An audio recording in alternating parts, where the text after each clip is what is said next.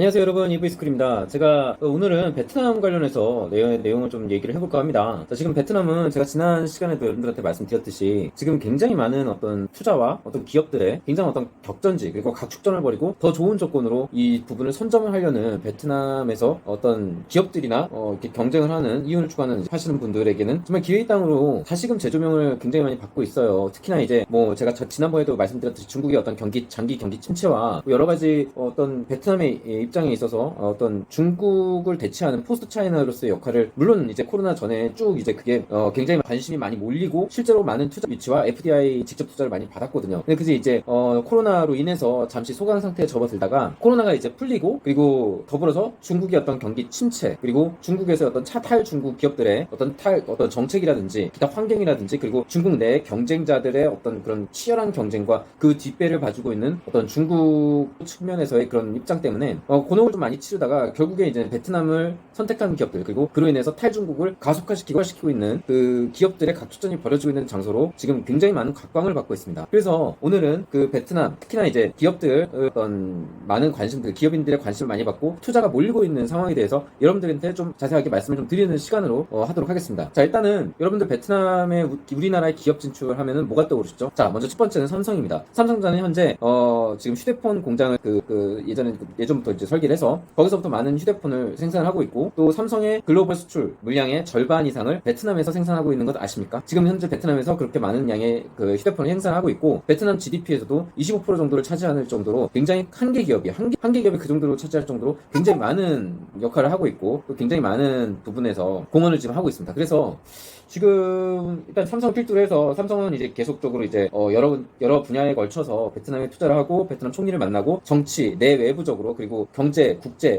경제 내외부적으로도 굉장히 많은 노력을 많이 곁들이고 있어요. 거기에 더해서 한국의 그 은행들, 특히 이제 신한은행이라고 있는데, 물론 이거는 한국의 신한은행이라는 별개의 회사입니다. 하지만 한국의 이름을 간판을 따서 한국은행을 표방하면서 베트남에서 현지 사업을 하시는 분들이나 뭐 주재원, 각종 이제 한국인 교민들 대상으로 지금 많은 영업을 활동을 펼치고 있는데, 외국계 은행 중에서 1위라는 사실 아십니까? 이 신한은행이 외국계 은행 중에서 1위고 2위인 HSBC 은행, 외국계 은행과는 격차가 굉장히 많이 벌어져 있어요. 그래서 지금 독보적으로 이렇게 신한은행이 가고 있다는 얘기는 그만큼 베트남 내부에서 한국인들의 금융 거래가 빈번하고 많이 일어나고 있고, 그 액수가 갈수록 커지고 있다는 얘기예요. 점점 이렇게 커지고 있고, 그 시장 파이가 커지니까 그 돈 냄새를 맡고 이제 각종 이제 금융회사들, 보험회사라든지 증권회사라든지 각종, 여러분들 뭐 해보셨을 거예요. 우리나라 글로벌 뭐 미래에셋이라든지 뭐 각종 뭐 KB 증권이라든지 각종 국내 증권사를 통해서 지금 많은 구매나 그 베트남 내 주식을 구매해서 투자를 하고 할 수 있지 않습니까? 이제 그런 것처럼 그 많은 투자나 이런 것들이 많이 되고 있고, 특히나 이제 그런 증권사들을 허브로 해서 직접 이제 대구매 대행을 이제 해주고 있는 역할을 하고 있는 건데, 그런 대리점이나 개설수가 굉장히 이제 계속 늘어나고 있는 추세입니다. 그래서 확실히 지금 베트남이 어떤 지표, 국제적으로, 그리고 생산기지로서의 뿐만이 아니라 내수 시장이라든지 어떤 이런 면에서 각광을 계속 받고 있어요. 여러분들도 아시다시피 그런 각광을 받고 많은 기회의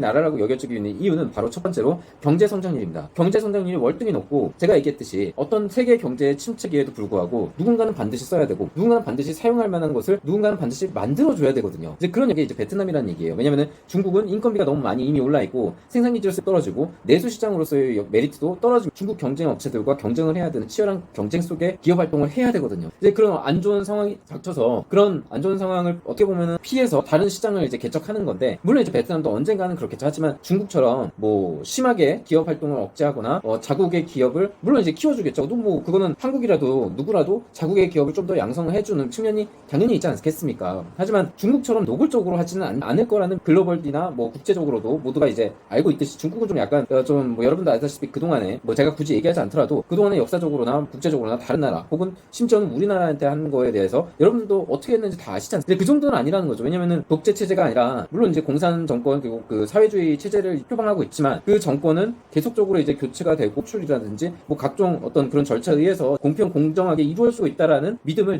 최소한 중국보다는 더 많이 갖고 있다라는 거. 그리고 기업 활동이나 이런 것들에 대해서 어떤 지나친 규제나 이런 것들을 안 하고 있고, 물론 이제 베트남이 지금은 좀 뭐랄까 투자라든지 이런 부분이 아쉬워서 그럴 수도 있겠지만, 제가 지금까지 봐온 바로는 그것보다는 어떤 지금 하고 있는 체제의 툴이 앞으로도 쭉 이어질 베트남의 경제 정책이라는 거예요. 그래서 물론 이제 중국처럼 심하게 뭐라고 할 만한 파워나 뭐 인구를 밀어붙인다든지 어떤 내수 시장이 엄청난 규모라든지 뭐 이런 거에 대해 이런 걸로 이용해서 뭐 기업들을 빡빡하고 이러지는 않는다는 얘기죠, 최소한. 왜냐면은 뭐 내수 시장이나 뭐 이런 걸 봤을 때 인구도 1억 정도의 이제 인구이고 하니까 크게 어떤 뭐랄까요, 지속적인 뭔가를 이제 배짱을 부릴 수 있는 뭐 그런 건 아니라는 얘기예요, 최소한. 그리고 정권이라든지 그리고 정부 정책, 각종 이제 어떤 그런 내부 사정, 정부의 어떤 정권이라든지 이런 거에 정치가 안정화되어 있기 때문에 그런 부분에서 우려가 없고, 또 지금까지 해왔던 것들도 있었고, 또 베트남이 이제 지정학적인 위치로도 굉장히 메리트가 있어요. 그래서 뭐 중국으로의 수출이라든지 육로 수출이 또 가능하잖아요. 육로로 갈 수 있는 몇 안 되는 나라 중에 하나예요. 내수시장, 그러니까 중국의 시장도 같이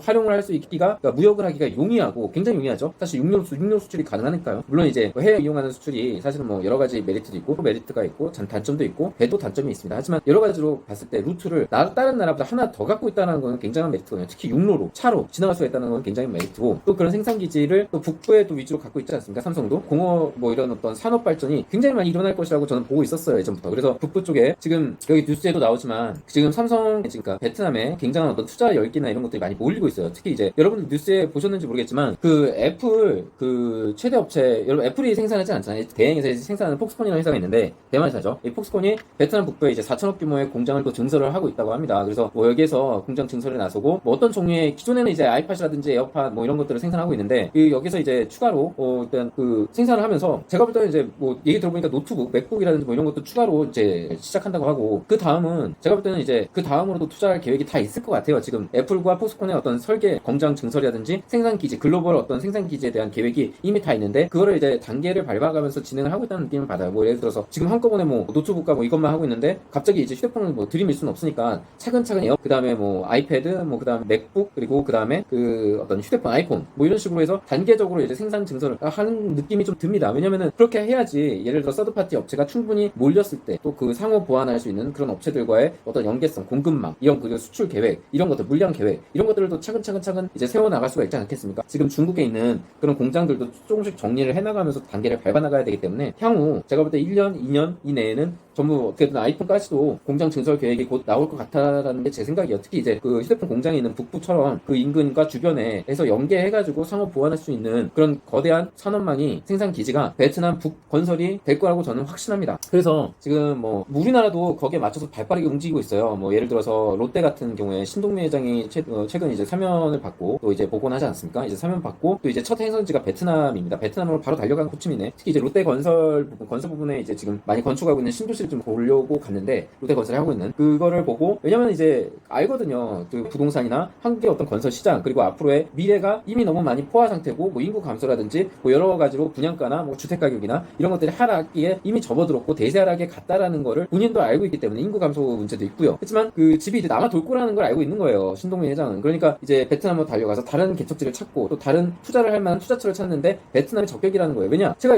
전에도 얘기했듯이 인구 감소는 부동산의 가장 큰 천적입니다. 우리나라 지금 인구 감소에 많이 돌입했고, 뭐 불과 한 2년 전부터인가요? 그때부터 시작이 됐죠, 인구 감소가 본격적으로. 왜냐면 이제 죽는 사람이 더 많은 거죠, 태어나는 인구보다. 그래서 그런 어떤 인구의 어떤 큰 로드맵을 보고 이제 앞으로 베트남이 그 부동산 시장에 굉장히 화랑을 딛고 어떤 투자의 가치를 낼 수 있는 인구 구조이다. 베트남으로 가서 건설 부분에서 투자를 하고 있는 거 아닙니까? 그리고 건설 부분이겠습니까? 건설 부분뿐만이 아니라 롯데 건설, 롯데 마트라든지 롯데 백화점이라든지 다양한 부분에서 지금 투자와 내수 시장을 확보하기 위한 치열한 각축전을 벌이고 있어요. 실제로도 롯데 어떤 엔터테인먼트 단지, 그런 어떤 롯데 건설에서 진행하는 것들이 이제 북부에도 좀 진행 중에 있고요. 그리고 그런 어떤 신도시나 이런 부분에서 선점을 하기 위한 노력을 많이 하고 있어요. 그래서 그런 걸 롯데 백화점과 롯데 유통부 마트라든지 이런 부분에 선점하기 위해서 지금 신동 회장의 첫 그 사면 후에 첫 행선지로 베트남을 택한 것 같고, 그래서 뭐 보면은 되게 많이 이루어지고 있어요. 특히 베트남 북부 지역을 중심으로 해서 애플워치라든지 뭐 아이팟 이제 하고 있는 거, 아이패드, 맥북, 그리고 이제 곧 휴대폰, 아이폰까지 이제 진행이 될 거예요. 아이폰까지 하면 정말 많은 파급 효과가 물론 이제 진행이 되고 중국의 수출 물량까지 많이 이제 담당을 할 거기 때문에 베트남 내부에서는, 내부 측면에 베트남의 입장에서는 굉장한 고용 창출 효과와 그 어떤 외국인 투자 유치로 인한 어떤 국내 어떤 내수 시장, 그리고 여러 가지 면에서 윤택해질 것이 제가 보기에는 확실합니다. 그래서 지금 당장 위기가, 제가 저번에 방송 때 말씀드렸잖아요. 위기가 곧 기회라는 얘기가 지금 베트남이 딱이에요. 지금 베트남만큼 위기를 기회로 바꿀 수 있는 나라가 드뭅니다. 그래서 지금 어떤 기업들의 글로벌 글로벌 기업들의 움직임이나 것들을 쭉 지켜보면은 우리나라의 어떤 금융이라든지 그리고 산업 전반에 걸쳐서 발을 넓히고 있는 기업들의 움직임, 베트남 내부에서 넓히려는 노력들, 그리고 이전 이런 계획, 이런 것들, 제가 볼 때는 이 베트남 쪽을 포스트 차이나라고 보고 적극적으로 투자를 하고 있는 것 같아요. 그래서 뭐 여러 가지로 뭐 산업단지, 인건비를 활용한 저렴한 인건비를 활용한 산업단지와 포스트 차이나, 그러니까 중국을 대신해서 역할을 맡을 수 있는 생산기지로서 대체 생산기지가 이제 베트남이라는 얘기겠죠. 그래서 그런 부분에서 많은 투자가 이루어지고 있다라고 지금 나오고 있습니다. 굉장히 안정적이에요. 환율에 적극적인 개입을 하는 게 아니라 개입을 하지 않으면서도 그나마 비교적 안정적인 환율을 좀 유지를 하고 있고, 국내 내수적으로 어떤 돈을 풀어서 국가의 재정이나 뭐 이런 가치, 화폐의 가치가 그렇게 크게 들락날락하지도 않고, 보면은 여러분들 이제 환율 부분을 보시면 알겠지만 어떤 뭐랄까요, 그 환율의 움직임이 어떤 달러 환율과 이제 거의 비슷하게 움직이는 걸 볼 수 있을 겁니다. 원화 대비해서. 그래서 어떤 가치나 이런 것들이 많이 그 글로벌적인 가치와 그 평가와 동일한 궤적을 유지하면서 진행이 되고 있기 때문에 그런 부분에서 역행하는 부분 없이 어떤 글로벌 생산 기술이 있으려면은 그만한 어떤 투명함과 공정함과 뭐 이런 것들이 굉장히 중요하지 않습니까? 그래서 그런 부분에 있어서는 많이 중요한 정부에서 신경을 많이 썼던 것 같아요. 왜냐하면 그런 부분에서 투명하지 못하면은 어떤 자격 요건이나 국가 신용 등급이라든지 이런 것들이 영향을 미치기 때문에 기업들도 투자를 꺼리거든요. 그래서 그런 부분에서 많이 잘 하고 있는 것 같습니다. 그래서 그 베트남으로 지금 많이 우리나라뿐만 아니라 글로벌적으로 세계의 어떤 뉴스의 글로벌 기업들도 베트남으로 많은 생산기지를 이전하고 있다는 움직임을 좀 드리고요. 부동산도 마찬가지예요. 부동산도 사실은 베트남 같은 경우에는 집이 굉장히 부족합니다. 우리나라는 사실 제가 알기로는 어떤 그 주택 공급 지수인가요? 그게 사실은 한 명당 한 채의 집 이상을 넘어섰다라고, 이제 집이 그만큼 돼 있다라고 제가 알고 있고, 또 앞으로는 인구 감소가 계속될 거기 때문에 인구 감소에 대비해서 집이 남아 도는 현상이 나올 거라고 분명히 말씀드렸어요. 왜? 지금 제 조카가 자기 반에 20명밖에 안 돼요. 그것도 잠시예요. 그래서 그 정도로 어떤 인구 학급수가 굉장히 많이 줄어들고 있고, 여러분들 대비해서 생각을 해보세요. 불과 저의 어떤 고등학교 시절 그때만 보더라도 한 학급에 50명이 넘었어요. 그리고 말씀드린 대로 60명 넘은 곳도 있었을 거예요. 많은 저보다 이제 더 나이가 더 있으셨던 분들, 그 앞 세대들, 그러니까 한 학급에 60명이 넘는 분들도 계셨을 거라고요. 그래서 그런 부분을 감안을 해보면은 앞으로 주택이 얼마나 부족해질지가, 왜 걔네들이 또 결혼하면 애를 많이 낳을까요? 걔네들 결혼했을 때는 애를 더 안 낳지 않을까요? 지금 사실 1인 가구가 우리나라 전체 인구의 40%인 거 아십니까? 1인 가구가요. 혼자 살아요. 혼자 사는 사람들은 집 사요. 그래서 앞으로는 집이 좀 남아 돌 거고,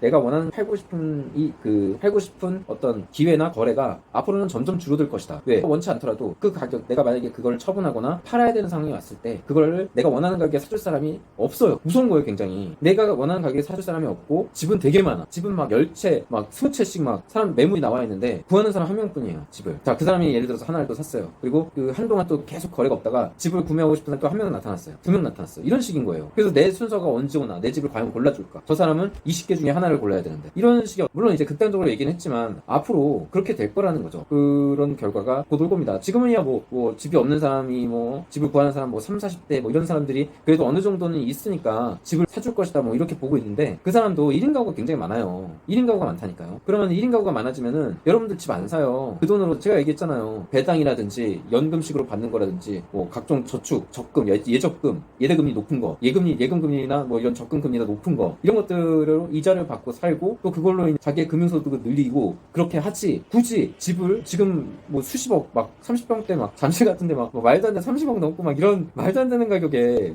예를 들어서 진짜 영끌해가지고, 자 예를 들어 봅시다. 영끌해가지고 15 만들어가지고 15억 대출 받았어요. 그래서 30억짜리 샀어요. 근데 15억의 이자가 얼마입니까? 이자 이제 올해 연말 기준에서 9%, 10%라고 칩시다. 쉽게. 그래서 예대금리 돼가지고 변동금리예요. 자 10% 해가지고, 요즘 여러분 변동금리 잘 알아보셨어요? 저 모든 주담대 금리의 80%는 변동금리예요. 잘 알아보셔요. 그래서 이제 그거를 이제 대출을 받았어요. 그래서 10%예요. 그러면 10%면 이자만 얼마죠? 15억에? 15억에 이자만 10%면 1억 5천이에요. 이자만 1억 5천 낼 수 있는 사람 그렇게 많나요? 건물주? 어디 뭐 유수의 월세 수익 막 2, 3억씩 되는 건물주가 아니라는, 사실 그 건물주도 좀 부담스러울 것 같은데요. 자기 세금 내고 뭐 이건 내고 저건 내고 하는데 1억 5천만 이자로 내고 원리금도 따로 넣어야 되고, 쉽지 않을 것 같은데요?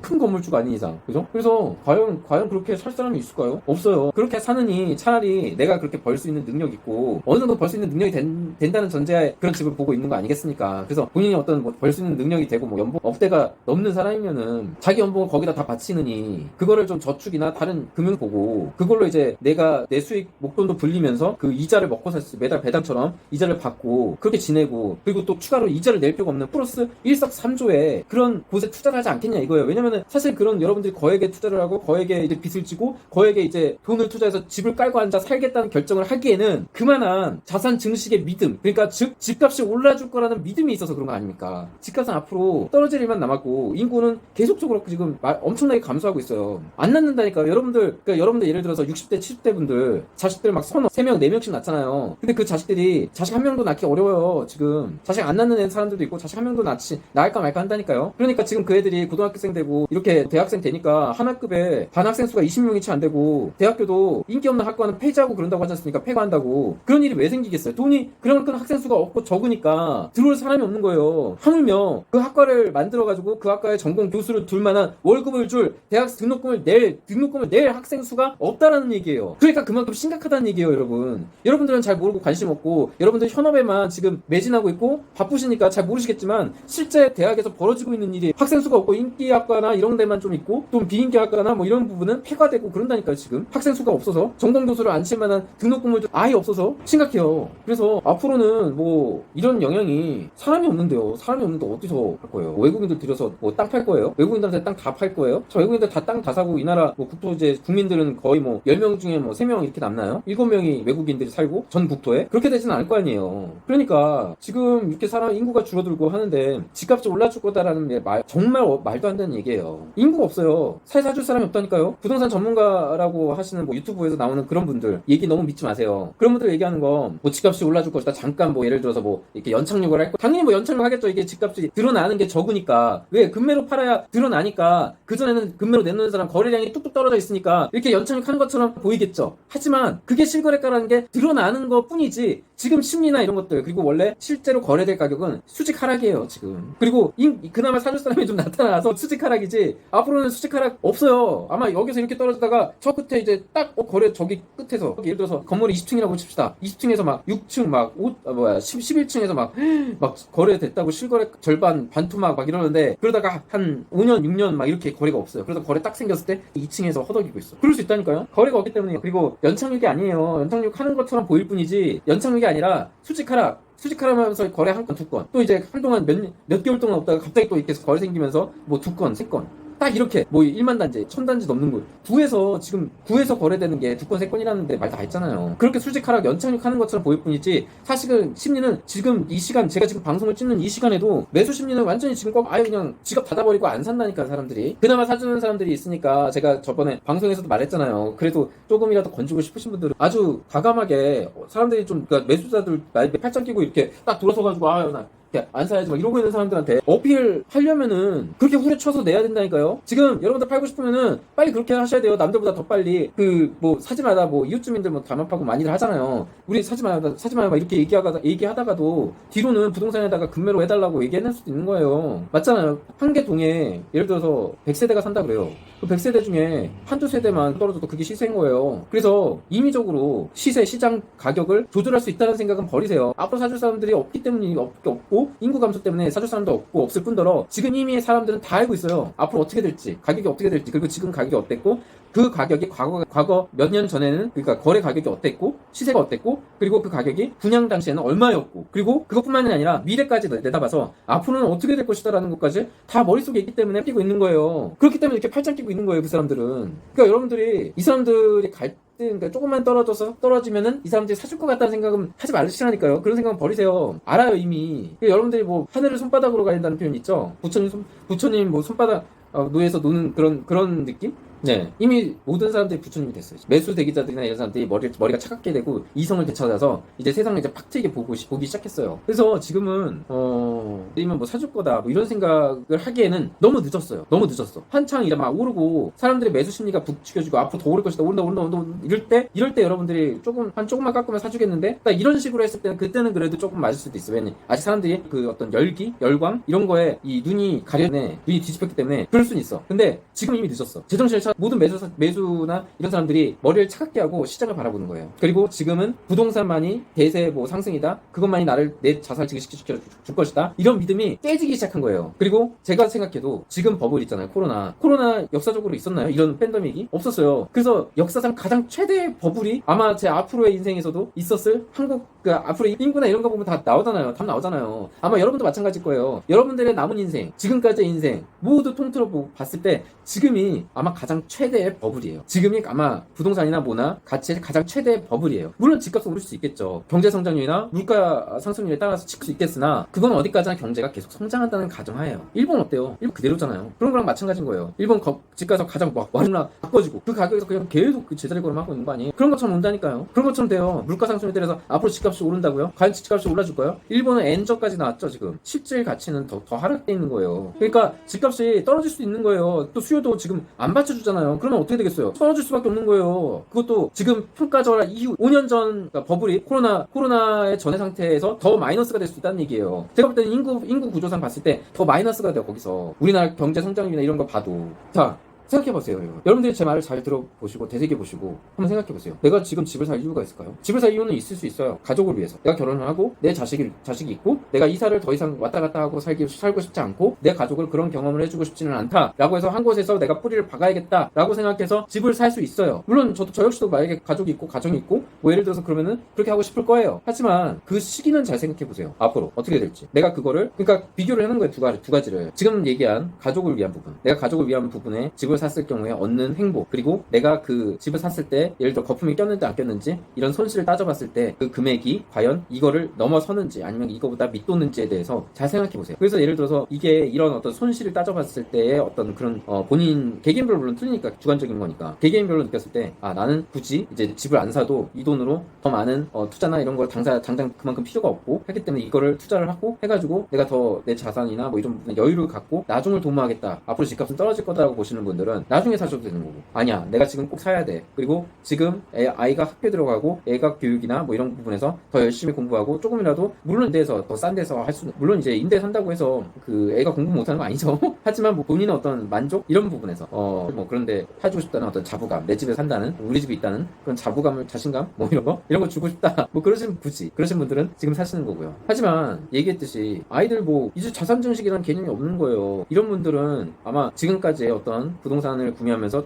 뭐 부동산 가격이 오를 것이다라는 기대감 때문에 하시는 분들도 이런 심리 중에서는 절반 이상은 될 거라고 봐요. 물론 가족을 위한 게 절반 정도 될 거고요. 하지만 이제는 그런 개념이 없어졌어요. 자산 증식 될까 안 될까 그거는 누구도 모르는 거예요. 예전에는 프로 된다라는 생각에 꼭 사야 된다, 빚을 져서 사야 된다는 심리가 강했잖아요. 하지만 지금은 오히려 여러분이 산 가격에서 더 마이너스가 돼서 여러분들이 빚만 떠안을 수도 있어요. 지금까지 모았던 목돈까지 같이 샀을 때 그 목돈이 전부 없어지고 빚만 남을 수도 있다는 얘기예요. 과연 그렇게 최악의 상황을 가정했을 때 그 빚만 남은 상황보다 내 가정에 집을 샀다는 마인드, 이 편리함, 이사 가지 않아도 되는 이런 편리함을 줬다는 게 더 큰지 잘 생각해 보시라는 얘기예요. 그래서 뭐 집을 급하게 살 필요 전혀 없다는 말씀을 좀 이렇게 드리고 싶었던 거고, 충분히 여유 있게 생각하셔도 되고, 뭐 전세 대란한다는 전세 대란 어디 얘기가 없죠. 뭐 쏙 들어갔죠. 전세 대란 난다고 그랬잖아. 8월에 전세 대란 났나요? 전세 못 가서 난리죠 지금 집주인들이. 그리고 월세를 많이 몰린다고 하죠. 월세는 널렸어요. 왜? 집이 널렸어요. 집 때문이에요. 월세는 거기서 골라갈 수 있어요. 시장 경제 원리에 따라서 더 싼데, 더 좋은데, 더 싼 데로 월세도 뭐 예를 들어 오피스텔 어디, 뭐 아파트 어디, 뭐 비교하면 답 나오지 않습니까? 다 거의 거기서 거긴데 어디가 뭐 로얄층이라 한두 층 높은 걸 로얄층이라고 하고, 그런 것처럼 월세도 앞으로는 남아돌 거고, 충분히 여유를 가지면서 월세가 뭐 올라갈 일도 거의 없을 거예요. 왜냐면 집이 남아도는데 어떻게 자기만 그렇게 올려서 받을 수 있어요? 월세 세입자 안 드리겠다는 얘기지. 그런 것처럼 그렇다고 이제 팔 수 없는 상황이 돼버린 거예요. 팔 값에 팔아야 되고, 그런 곳에서 기회를 찾을 수도 있겠죠. 그러니까 뭐 급할 필요 없다라는 말씀을 좀 드리고 싶은 거예요. 지금까지 그 얘기를 드리고 싶어서 이렇게까지 돌아왔던 거고, 또 이제 또 한 덩어리 먼저 서두에 말씀드렸던 것처럼 베트남의